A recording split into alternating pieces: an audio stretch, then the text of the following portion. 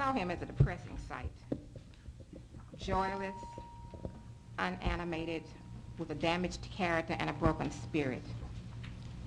During his lifetime, I saw him as a burden rather than an asset to my grandmother, as she waited on him, pampered him. My mother, I recall, resented this treatment, for she contended that he didn't do his share for the family. She recalled a life of living with a father who, when not on an alcoholic binge, suffered from frequent seizures, which had to be endured by the rest of the family.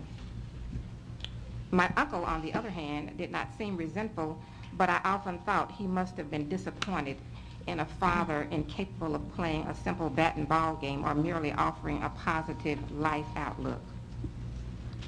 My grandmother said it wasn't always like this. She said my grandfather was once a vibrant and handsome Pullman porter, a hard worker who wanted only the best for his family. When I was younger, I liked to do puzzles from the newspaper where you find words hidden among randomly arranged letters.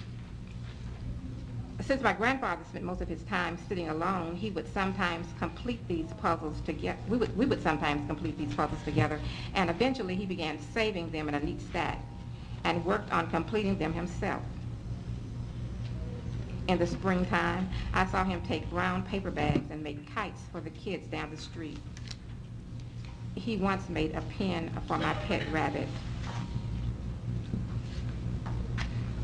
He often talked of feelings in his missing leg and would shudder and make comments like, "They must be working on my leg today."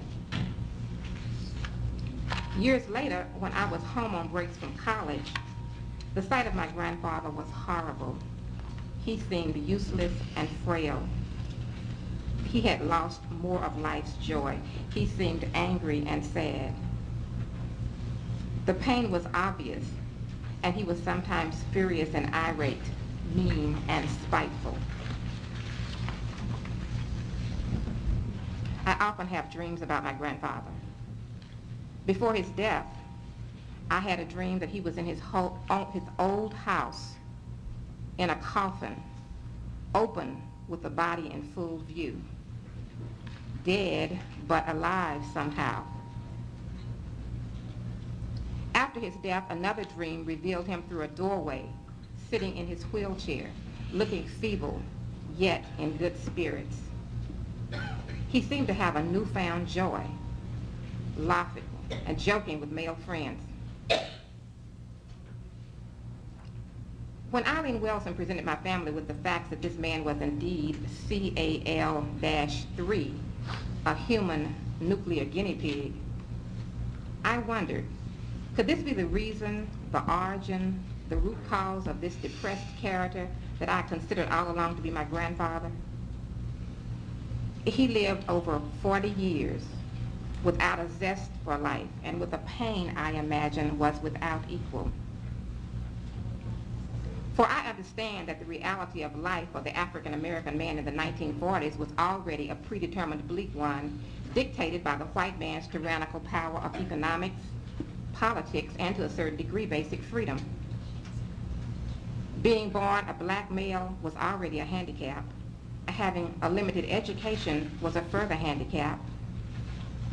Then to add a physical handicap due to being basically tricked into donating a body limb for science.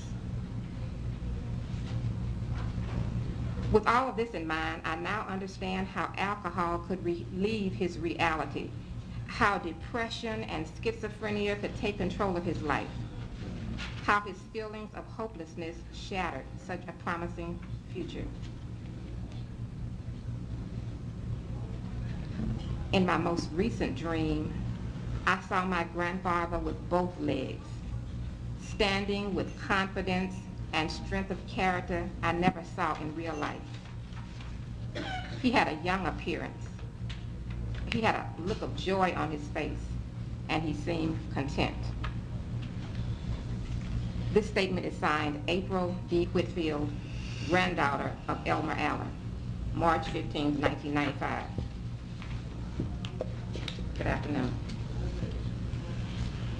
My daughter, April Whitfield, and the other survivors of Elmer Allen are determined that the truth about his plutonium injection and subsequent leg amputation be made a part of the public record. We continue to be appalled by the apparent attempts at cover-ups, the inferences that the nature of the times, the 1940s, allowed scientists to conduct experiments without getting a patient's consent or without mentioning risk. We contend that my father was not an informed participant in the plutonium experiment. He was asked to sign his name several times while a patient at the University of California Hospital in San Francisco. Why was he not asked to sign his name permitting scientists to inject him with plutonium? Why was his wife, who was college trained, not consulted in this matter?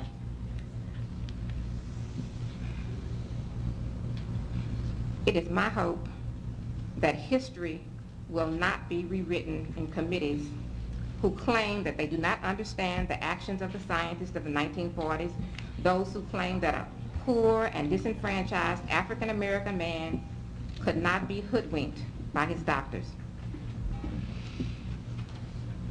I hope you will understand that just as Jewish fathers were placed in the ovens at Auschwitz, my father, Elmer Allen, was placed in his own private oven here in the United States of America.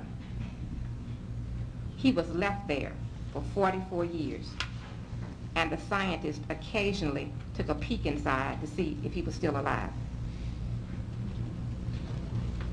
His survivors are pledged to tell the truth about this experiment for the next 50 or even 100 years if necessary, so that future generations will have more than lies, half-truths, and inconclusive reports when attempting to recount this real-life horror story. Thank you. I thank you, but I didn't know I had 10 minutes because I had a lot more to say. But I thank you. We have a few more. Thank you very much, Mrs. Bell. Please don't leave us. I'm sure there are questions from committee members, or if you have a few more comments that you would like to make, please feel free to make them. Well, I just wanted to address the report of the UCSF ad hoc fact-finding committee. There are so many inconsistencies in here. I hope you all will look at them and look at them again and again, and pay attention to the biographies of the scientists involved and how they seem to all have some type of connection. I believe I know what happened, and I hopefully all of you will come to some conclusion that these folk were wrong. Mm-hmm. Lois. Thank you for your testimony. Did your father ever express knowledge of the fact that he was an experimental subject, and more importantly, did he tell you then what he was told before this was done or after it was done? It is my feeling that my father had no idea that he was being used as an experimental subject in something this important.